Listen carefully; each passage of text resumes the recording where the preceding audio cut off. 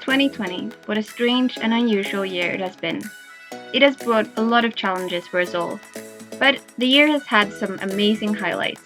So let's jump back in time and see what 2020 has brought us. In the beginning of the year, me and my friend Catalina jumped on a flight and headed to Kenya, specifically Voi, where we were volunteers in a project which supports orphan kids, helping them with basic needs. It was a heartwarming experience, and we got to dance with Maasai and experience the real Africa heat. But it was truly an amazing experience. After our time in Voi, we headed back to Nairobi, where our overland trip started. We would be spending many weeks on this truck, camping in the wilderness, seeing lots of wild animals in the Serengeti, and waking up with a lion outside our tent. I think seeing wild animals in their natural habitats is truly a breathtaking experience. Our overland journey continued to the Usambara Mountains, where we went hiking, where we got to see wild chameleons. It was then time to take the ferry over to the paradise island of Zanzibar. We went snorkeling and had our final dinner with the first part of the group. We saw amazing sunsets and then headed to Malawi. A few days were spent relaxing on Lake Malawi, where my friend Andrew decided to drink the deadly parasite water. It's pretty good. And now he's dead. Note that they had purified the water. Our journey through Africa continued, and we ended up in Zambia, where we went on a safari in the South Ruangwa National Park. At this point, our trip took a turn with some very unfortunate news. But it's starting to come to Africa now. At dinner tonight, we found out that our trip has been cancelled.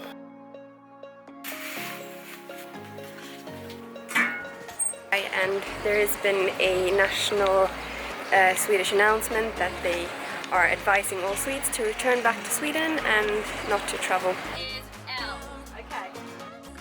So the biggest happening of 2020, unfortunately, had to make our trip short. We got to explore the beautiful Zimbabwe ruins before heading to Victoria Falls, where we had our final night in our tent. We had to say goodbye to our overland truck, which we had spent many weeks on, and say goodbye to our wonderful crew and to the amazing people that we had met on our journey. Before flying back home, we were fortunate enough to see one of the natural wonders of the world, the beautiful Victoria Falls, where we got quite drenched. We were fortunate to be able to get one of the last flights out of Zimbabwe, and the Africa trip had come to an end, and I was back in Sweden, reunited with my family. From this point, all of my 2020 travel plans had to be put on hold.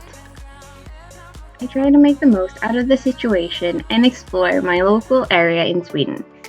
I did have some very cool experiences cycling on a railway and going canoeing on a beautiful Swedish lake.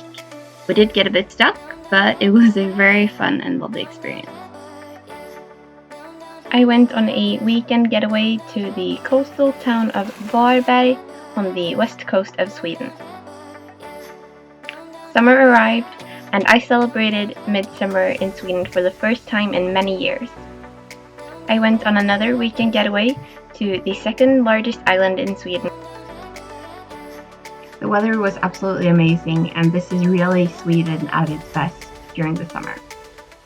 I tried some traditional Swedish food and explored the summer residence of the Swedish royal family. I had my first Swedish night train experience, traveling up to the north of Sweden to visit family.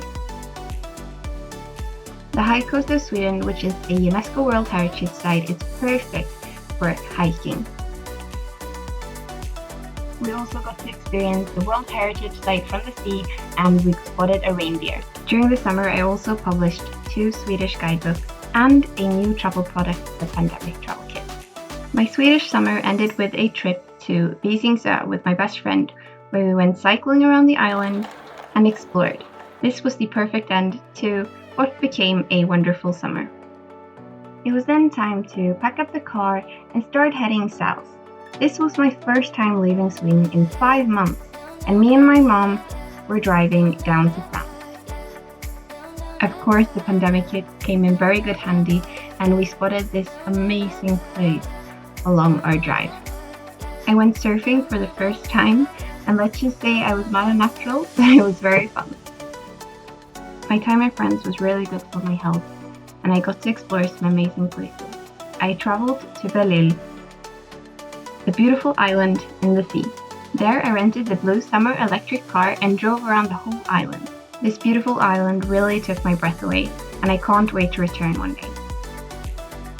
I had another first-time experience, this time riding a jet ski. My time with friends had now come to an end, and it was time to jump on a flight for the first time in 7 months and travel back to Sweden again.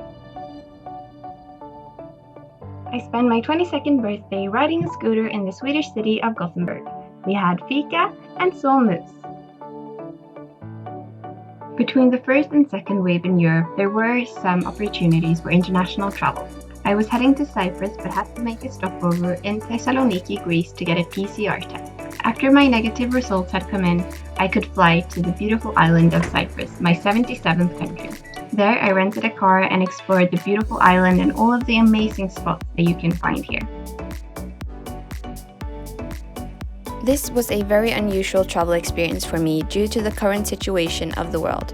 However, I do feel very grateful that I was able to explore so many parts of the island and have it practically all to myself.